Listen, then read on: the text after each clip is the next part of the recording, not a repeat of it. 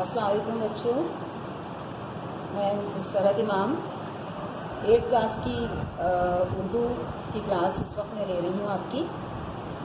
आपके सिलेबस में एक नज़्म है जिसका नाम है हम। अपनी किताबें आप खोलिए, उसमें सफ़ा नंबर 118 118 निकालिए। यहाँ पे आप देखिए इस नज़्म का उन्वान है हम।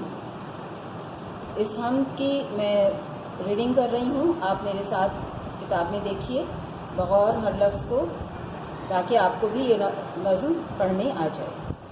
मैं रीडिंग स्टार्ट करती हूँ। खुदाया नहीं कोई तेरे सिवा, अगर तू ना होता तो होता ही क्या।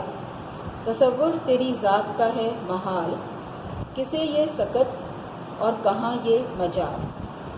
बनाई है तूने ये क्या खूब छत, कि है सारे आलम की जिसमें खपत। ये तारे जो हैं आते जाते हुए, चमकते हुए जगमगाते हुए, चराग ऐसे रोशन जो बिन तेल हैं, ये तेरी ही कुदरत के सब खेल हैं। ये लालो गोहर हैं जो बिखरे पड़े, ज़मीं से भी हैं उनमें अक्सर बड़े। ये कायम है तेरी ही तकदीर से, बंधे हैं बहम सख्त जंजीर से। वो जंजीर क्या है कशिशे बाहमी, न इसमें खलल न बेशी कमी। है इन सब का आईने ईजाद एक, हुनर एक है और उस्ताद एक। आपने देखा ये नज़्म जिसमें कि अल्लाह ताला की कुदरत की तारीफ़ की गई है। हम ऐसी ही नज़्म को कहते हैं जिसमें अल्लाह ताला की तारीफ़ हो, उससे मोहब्बत का इजहार हो, उसकी बड़ाई, उसकी कुदरत को बयान किया जाए। इस नज़्म के शायर हैं मौलवी मोहम्मद इस्माइल मेरठी। मौलवी मोहम्मद इस्माइल मेरठी के बारे में मुख्तसरन मैं कुछ बता रही हूँ बातें आपको। पहली बात तो ये है कि इन्हें बच्चों का शायर कहा जाता है, क्योंकि इन्होंने ज़्यादातर जो शायरी की है वो बच्चों के जो दिलचस्पियाँ होती हैं, शौक़ होते हैं, उनके मशागिल होते हैं, उनके हवाले से इन्होंने नज़में लिखी हैं, जो कि अक्सर स्कूलों की जो उर्दू की दरसी किताबें होती हैं, निसाब की किताबें होती हैं, उसमें छपती रहती हैं। इसके अलावा इन्होंने हम्द भी लिखी हैं, नात भी लिखी है। यहाँ इस हम्द में शायर अल्लाह ताला की तारीफ़ बयान कर रहे हैं। यूँ तो अल्लाह ताला की तारीफ़ बयान करना इंसान के बस की बात नहीं है, लेकिन हर मुसलमान अपनी अपनी सलाहियत, अपनी अपनी जो इसको अल्लाह ताला ने क़ुव्वत दी है, उसके लिहाज से अल्लाह ताला की तारीफ़ बयान करता है। यहाँ अल्लाह की तारीफ़ बयान करने के लिए शायर ने अल्लाह ताला की बनाई हुई, उसकी तख्लीक़ की हुई एक चीज़ यानी सितारों के ज़रिए अल्लाह की कुदरत को, उसकी बड़ाई को, उसकी अज़मत को बयान किया है। जैसे कि आप देखिए पहले शेर को बगौर देखिए दोबारा। खुदाया नहीं कोई तेरे सिवा, अगर तू ना होता तो होता ही क्या। यहाँ इस शेर में शायर सबसे पहले ये बता रहे हैं कि इस पूरी कायनात में जो हस्ती हमेशा से है और हमेशा रहेगी और जिसकी वजह से बाकी तमाम अशिया वजूद में आई हैं, वो अल्लाह ताला है। अगर वो है तो सब कुछ है, अगर वो नहीं होता तो ना ये कायनात होती, ना ये ज़मीन आसमान होते, ना कोई और चीज़ यहाँ हो सकती थी। अगला शेर देखिए। तसव्वुर तेरी ज़ात का है महाल, किसे ये सकत और कहाँ ये मजाल। तसव्वुर के मायने हैं ख्याल, यानी अल्लाह ताला की ज़ात को अपने ख्याल में लाना, अपने जहन में लाना। शायर कहते हैं कि ये काम महाल है। महाल है यानी मुश्किल है, हमारे लिए मुमकिन नहीं है कि हम अल्लाह ताला की ज़ात का तसव्वुर कर सकें कि वो कैसा है, उसका क्या जो है वो सरापा है, किस तरह की उसकी शक्ल सूरत है। हम इस बारे में किसी भी तरह से नहीं सोच सकते, नहीं समझ सकते। ये किसे ये सकत यानी कि ताकत नहीं है, ये क़ुव्वत नहीं है, कोई ये नहीं समझ सकता। और ना ही ये मजाल हो सकती है, यानी ये इस बात की कोई हिम्मत कर सकता है, कोई जुर्रत कर सकता है कि ये वो इस बारे में कोई एक लफ्ज़ भी कह सके कि अल्लाह ताला की ज़ात ऐसी है, उसका सरापा ऐसा है, ये हो नहीं सकता। बनाई है तूने ये क्या खूब छत, کہ ہے سارے عالم کی جس میں کھپت۔ اب شاعر اپنے اصل اس موضوع کی طرف آتے ہیں جس کے ذریعے انہوں نے اللہ تعالیٰ کی تعریف بیان کی ہے، کہ یعنی وہ آسمان کا ذکر کرتے ہیں۔ آسمان کو انہوں نے اس شعر میں چھت کہا ہے، کہ یہ آسمان ایک چھت کی طرح ہمارے اوپر قائم ہے، ہمیں نظر آتا ہے، اور بڑا ہی عجیب و غریب ہے۔ ہم اس کی یعنی اس کے بارے میں ہی ہم نہیں سمجھ سکتے۔ اللہ تعالیٰ کے بارے میں سمجھنا تو بہت بڑی بات ہے کہ یہ آسمان کیسے بنایا، کس طرح بنایا، یہ کتنا بڑا ہے، اس کی یہ حدیں اس کی کہاں سے شروع ہو رہی ہیں، کہاں ختم ہو رہی ہیں، ہم نہیں جان سکتے۔ کہ ہے سارے عالم کی اس میں کھپت۔ عالم کہتے ہیں دنیا کو، جہان کو۔ کھپت کے معنی ہے کہ استعمال میں آ جانا، سما جانا، تو پوری دنیا، پورا عالم، پورا جہان اس آسمان کے نیچے ہے۔ جو کچھ بھی ہے وہ اس آسمان کے اندر ہے، اس کے نیچے ہے۔ پھر اگلا شعر دیکھیے، یہ تارے جو ہیں آتے جاتے ہوئے، چمکتے ہوئے جگمگاتے ہیں۔ اب شاعر اس آسمان پہ نظر آنے والے ان ستاروں کی بات کرتے ہیں جو کہ کبھی نظر آتے ہیں، کبھی نظر نہیں آتے، یعنی دن ہوتا ہے تو چھپ جاتے ہیں، ہمیں نظر نہیں آتے، رات ہوتی ہے تو جگمگاتے ہیں، ہم انہیں دیکھ سکتے ہیں، ان کی چمک ان کے اندر ہوتی ہے، یہ جگمگاتے ہیں، ان کی وجہ سے آسمان روشن ہوتا ہے۔ ان کے بارے میں شاعر اگلے شعر میں کہتے ہیں کہ چراغ ایسے روشن جو بن تیل ہیں، یہ تیری ہی قدرت کے سب کھیل ہیں۔ چراغ ایک جیسے دیا ہوتا ہے جس کو کہ روشنی کے لیے استعمال کیا جاتا ہے، مگر چراغ جلانے کے لیے اس میں کسی نہ کسی طرح کا تیل ڈالا جاتا ہے، کوئی ایندھن استعمال ہوتا ہے تو وہ چراغ جلتا ہے۔ مگر یہ چراغ کہ شاعر نے ستاروں کو چراغ سے تشبیہ دی ہے، مثال دی ہے، وہ کہتے ہیں کہ یہ ایسے چراغ ہیں، ایسے دیے ہیں کہ جو بغیر کسی تیل کے، بغیر کسی ایندھن کے، بغیر کسی نظر آنے والی توانائی کے ہی روشن ہوتے ہیں، خود بخود روشن ہوتے ہیں۔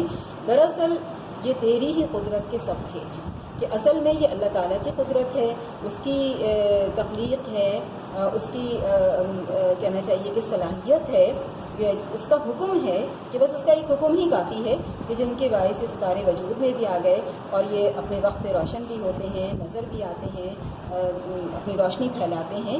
یہ سب کچھ اللہ تعالیٰ کی قدرت کی وجہ سے ہوتا ہے۔ اگر اللہ تعالیٰ کی قدرت نہ ہو تو یہ ستارے بھی ہمیں نظر نہیں آ سکتے۔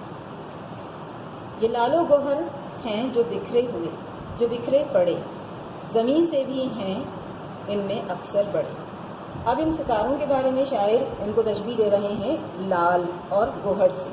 لال اصل میں ایک قیمتی پتھر کا نام ہے، بہت قیمتی، جس طرح ہیرا ہوتا ہے، جس طرح زمرد ہوتا ہے، اس طرح لال بھی ایک پتھر ہوتا ہے۔ جو بکھرے پڑے، زمین سے بھی ہیں ان میں اکثر بڑے۔ لال ایک قیمتی پتھر کو کہتے ہیں، جس طرح ہیرا ہوتا ہے، زمرد وغیرہ، اس طرح سے لال ایک پتھر کا نام ہے۔ گوہر کہتے ہیں سچے موتی کو۔ شاعر نے تشبیہ دی ہے ان ستاروں کو لال سے اور گوہر سے، یعنی یہ قیمتی پتھر ہیں، سچے موتیوں کی طرح سے ہیں، آسمان پہ جگہ جگہ یہ بکھرے ہوئے نظر آتے ہیں۔ اگرچہ یہ ہمیں دیکھنے میں بہت ننھے منھے سے، چھوٹے چھوٹے سے ستارے نظر آتے ہیں، لیکن حقیقت میں ایسا نہیں۔ حقیقت یہ ہے کہ یہ ستارے بہت بڑے ہیں، وسیع و عریض ہیں، بلکہ اتنے کہ زمین سے بھی اکثر ان میں سے زیادہ بڑے ہیں۔ ان کی جو لمبائی چوڑائی ہے یا جو ان کا رقبہ ہے وہ زمین سے کہیں زیادہ بڑا ہے، مگر یہ اللہ کی قدرت ہے کہ یہ ہمیں اتنے چھوٹے نظر آتے ہیں۔ اس کی ایک وجہ یہ بھی ہے کہ یہ زمین سے اتنے زیادہ فاصلے پر ہیں کہ ہم تک ان کی روشنی جو پہنچتی ہے وہ کئی سالوں میں پہنچتی ہے، اور ہمیں اس لحاظ سے یہ بہت ہی چھوٹے سے نظر آتے ہیں۔ یہ قائم ہیں تیری ہی تقدیر سے، بندھے ہیں بہم سخت زنجیر سے۔ اس شعر میں شاعر یہ کہہ رہے ہیں کہ یہ جو ستارے ہیں، ان کا قائم ہونا، ان کا وجود میں آنا، ان کا اپنی جگہ پر جگمگانا، یہ ساری دراصل جو اس میں کار فرمائی ہے وہ اللہ تعالیٰ کی قدرت کی ہے۔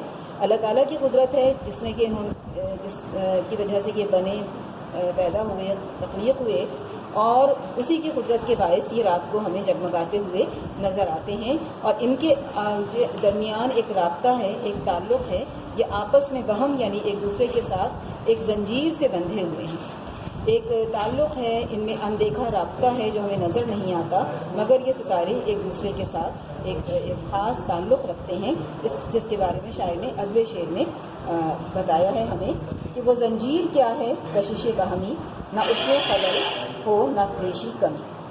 تو اب وہ تعلق کیا ہے، وہ نظر آنے والا رابطہ کیا ہے جس سے یہ ستارے آپس میں ایک دوسرے سے جڑے ہوئے ہیں، وہ دراصل کشش باہمی ہے۔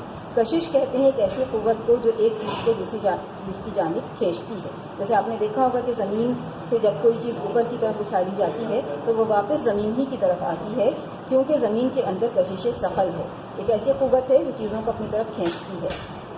اسی طرح سے آپ نے دیکھا ہوگا کہ میگنیٹ یعنی مقناطیس جو ہے وہ لوہے کو اپنی جانب کھینچتا ہے، کیونکہ میگنیٹ میں مقناطیس میں ایک ایسی طاقت ہوتی ہے جو لوہے کو کھینچنے کا کام کرتی ہے۔ اسی طرح سے ان ستاروں کے درمیان ایک خاص قوت ہے، ایک خاص طاقت ہے جو کہ ان کو آپس میں جوڑ کے رکھتی ہے، نہ اس میں خلل ہو نہ بیشی کمی، کہ اس میں کوئی خلل یعنی رکاوٹ، کوئی ایسا نہیں ہوتا کہ کبھی تو یہ کشش کام کر رہی ہے اور کبھی نہیں کر رہی۔ ستاروں کا اپنا نظام ہے اور وہ اس نظام کے تحت ہی ہمیشہ کام کرتے رہتے ہیں، اس میں کوئی خلل، کوئی رکاوٹ، کوئی کمی بیشی یعنی کہ کمی زیادتی، اضافہ نہیں ہو پاتا۔ جیسا اللہ چاہتا ہے ویسا ہی ہوتا ہے۔ جس ستارے کو ٹوٹنا ہوتا ہے اپنے وقت پر وہ ٹوٹ جاتا ہے، جس ستارے کو جگمگانا ہوتا ہے وہ جگمگاتا ہے۔ جو اللہ کا حکم ہوتا ہے، اصل میں وہ قوت، وہ کشش جس کی بات کر رہے ہیں شاید، وہ اللہ کا حکم ہے، وہ اللہ کا دیا ہوا نظام ہے جس کے تحت یہ کام کرتے ہیں۔ ان سب کا آئین ایجاد ایک، ہنر ایک ہے اور استاد ایک۔ اب شاید تمام باتوں کو ایک مختصر پیرائے میں انداز میں بیان کرتے ہیں کہ دراصل ان ستاروں کا وجود میں آنا، روشن ہونا، جگمگانا، اپنے وقت پہ نظر آنا، پھر چھپ جانا، یہ سارا کام جو ہو رہا ہے ان سب کے پیچھے ایک آئین ہے۔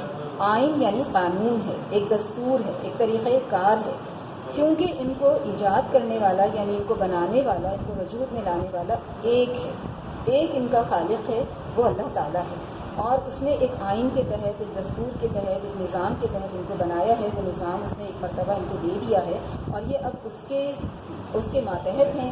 جو حکم اللہ کا ہے یہ اس کے تحت کام کرنے کے علاوہ کچھ کر ہی نہیں سکتے، یہ اللہ کے حکم کے محتاج ہیں۔ جیسا اللہ نے کہا ہے، جیسا ان کو حکم دیا ہے وہ ویسا ہی کرتے ہیں۔ ہنر ایک ہے اور استاد ایک۔ ہنر کہتے ہیں کسی فن کو، یعنی کہ کوئی کام، کوئی صلاحیت، کسی کام کو کرنے کی جو ایک اچھی مہارت ہوتی ہے وہ ہنر کہلاتی ہے۔ اور یہ ظاہر ہے کہ اللہ تعالیٰ ہے، اس سے بڑھ کے ہنر رکھنے والا کوئی اور ہو ہی نہیں۔